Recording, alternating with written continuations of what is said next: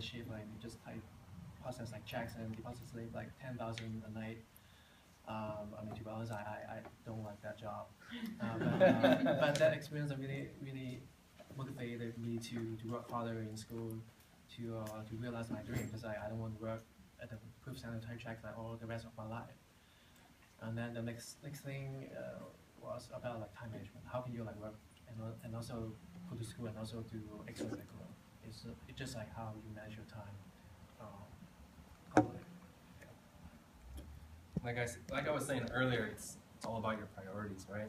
So while I was here at school, and Hank knows and Susan knows, my wife, we had our first kid like when I was the vice president of the club, and so I was always strapped on time. So as soon as the club meetings ended, I went straight home, and then I had to take care of my daughter, who was 1 year, between 0 to 1, right, at the time. And so I had to be with her. My wife went straight to work.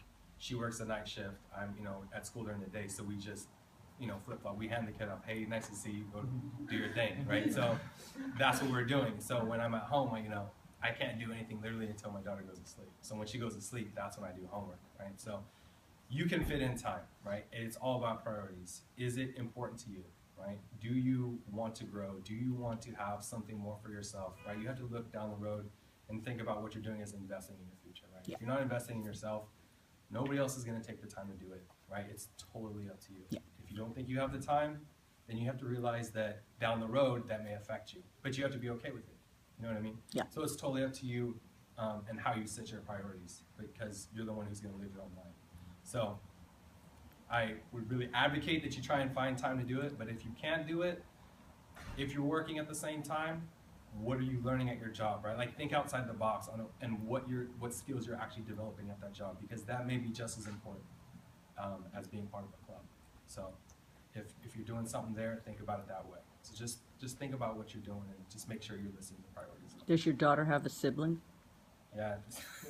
So as soon as I got to the new school, we had another kid, and so now it's like, I don't know, if you have two, maybe it's the same time one, but you still got to take care of them, and I still can't do homework until they go to bed. So, but I will say I'm not doing extracurriculars at USF, so that's given me so much more time, right?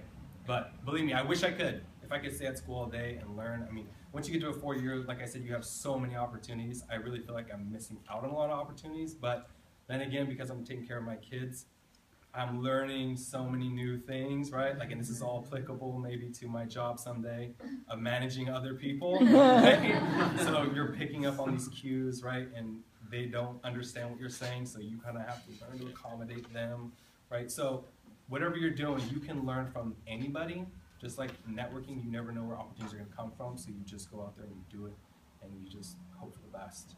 So.